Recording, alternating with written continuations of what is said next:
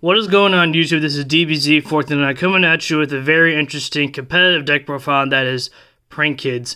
I added a few spicy Texas deck profile. It's very different from your cookie cutter kind of deck, and I'm very excited to show you what I have to present. So without any further ado, let's get on with the main deck, starting with the monsters. So obviously, we run 3 of every of the Prank-Kids, each color. The rock one, when he leaves the field for a fusion or a link summon, you can banish a card from your hand to draw a card.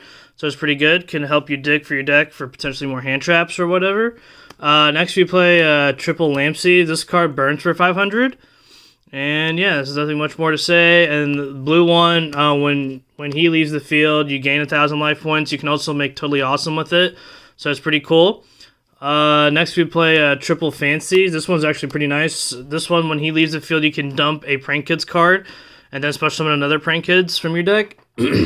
So this could tutor a lot of plays. It can help facilitate Toadally Awesome, or you can search it off with Thunder Dragon Fusion. You can send the Prank-Kids plan to recur it, or if you already opened the card, you can send like a place and recur that as well. So this card essentially can be another searcher. Next for the hand traps, we play Triple Ash Blossom because it's the best hand trap right now.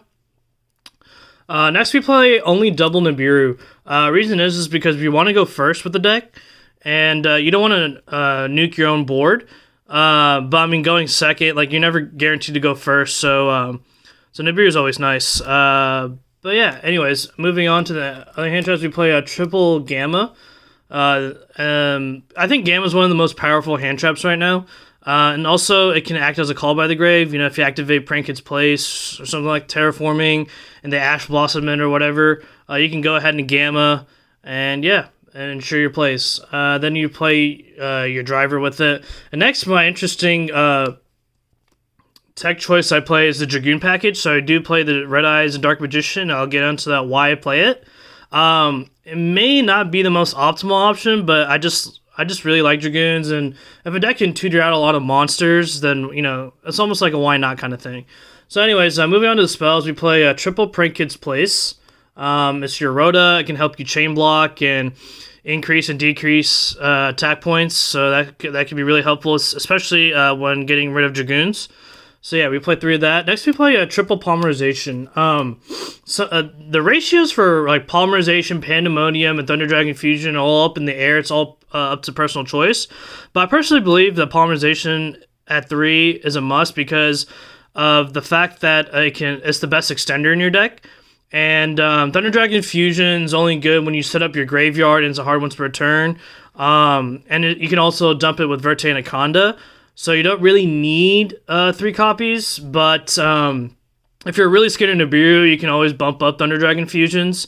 But this card's really good because, like, if you're doing your 1-card combo and it gets interrupted, like with Ash or something, and you have the Polymerization in your hand, you can further extend. So that's really good. Next, we only play double Pandemonium.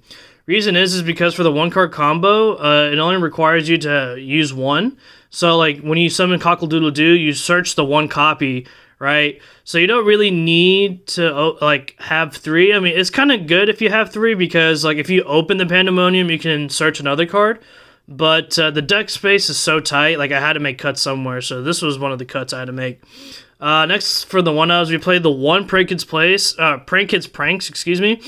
I feel like you only just need to run 1 of this card, right? Because you can only activate it once. And, like, what's the point of opening multiple? Yeah, you can, like, recur your resources and stuff, but that's what the trap card does. And like I said, your deck space is so tight. You only need, if you really know how to pilot the deck, like, you only need to run 1 of this card, in my opinion. Next, we played the 1 Thunder Dragon Fusion. Like I said, because you can only resolve it once, but it's really nice because with Verte and Anaconda, and, you know, if they Nibiru you, then this is a good follow-up play, and you can search Fansies next turn. The 1 Red Eyes Fusion for the Dragoons, and then obviously the 1 Terraforming for the to search the place, and then the 1 Instant Fusion is probably the best one in your deck. There are other spicy cards you can play, like There Can Only Be One, Mystic Minds, and all those other Desires even. You can play any of those cards. Those are all viable options, but because we play the Dragoons package, like, I try to condense it to 40 card deck, and And yeah, this worked out really well for me. And I'll explain more in the when I come to the extra deck. Next, I play Triple Imperm, one of the best hand traps right now.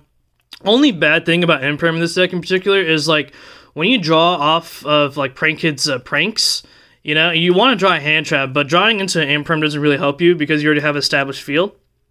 But nevertheless, Imperm is one of the best hand traps right now. And then the one plan to help, you know, link climb and recover your resources from your graveyard. And the attack modulation effect is actually very effective. People don't see it coming, and it could ultimately change the tide of the duel.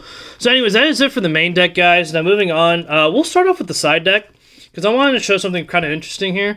And that is, we play Winged Dragon of Ra and double sphere mode. Now you can easily play triple sphere mode or a third copy of Nibiru, or you can even replace this with 3. There can only be ones that are all viable options, but I thought this was just kind of cool because if you have your Polymerization, right, you can just slap that the sphere mode without even using your normal summon or your Pandemonium, right? And then you can just make your play. And more than likely, it's going to be really hard for you to OTK them. So like you'll have your sphere mode return back to you. Then you can just summon Winged Dragon of Ra and pop cards and just swing. This is kind of funny, but yeah. Anyways, we played the triple Lancia for the Dinosaur Orcus matchups, Grand Majus, things of that nature. Triple Dark Moon no more.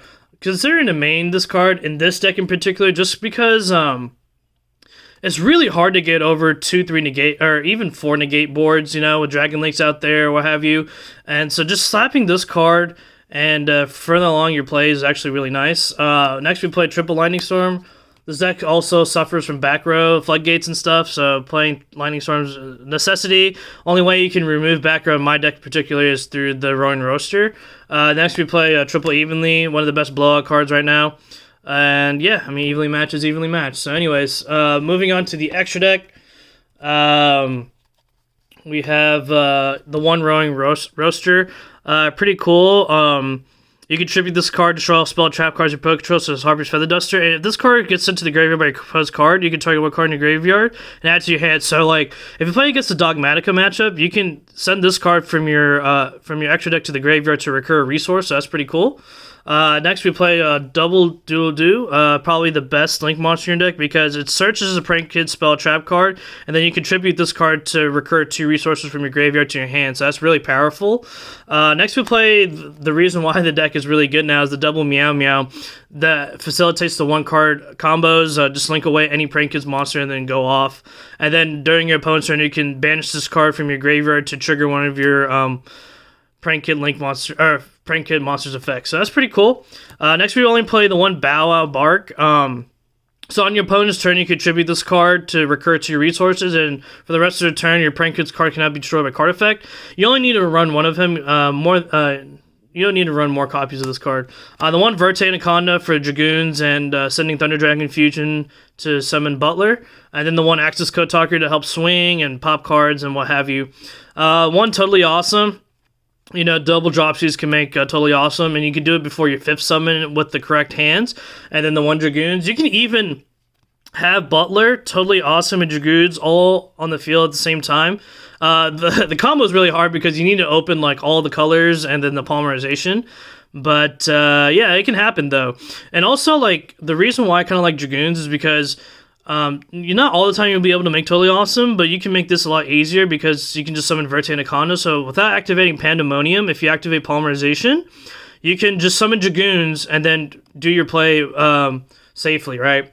So that's pretty cool. The one Weather Washer, this one's alright. It's Armades when it attacks, and during your opponent's turn, you contribute this card to target 2 Prank-Kids non-fusion monsters from your graveyard, special summon them, and they can't be destroyed in battle, so it helps swing for game and can be potentially like can protect you and stuff. Double Rocket Ride. This card's pretty nice. You contribute this card to target 2 Prank-Kids cards and special summon them, but they can't attack that turn. But who cares? Because you're just going to use them to link climb or to recur resources, what have you. And the next we play a double Battle Butler. Essentially, during your it's a quick effect. You contribute this card to do a Regeki on your opponent's side of the field. It's your biggest beat stick, and if this card in your possession is sent to the graveyard by a special card effect, aka Dogmatica, you can target one non-fusion monster graveyard and special summon. So that's pretty cool. But yeah, anyways, guys, thank you so much for watching this video. If you have any questions or comments or anything like that, please post it down below. I try my very best to respond to every single comment. Please hit that like and subscribe button and have a nice day.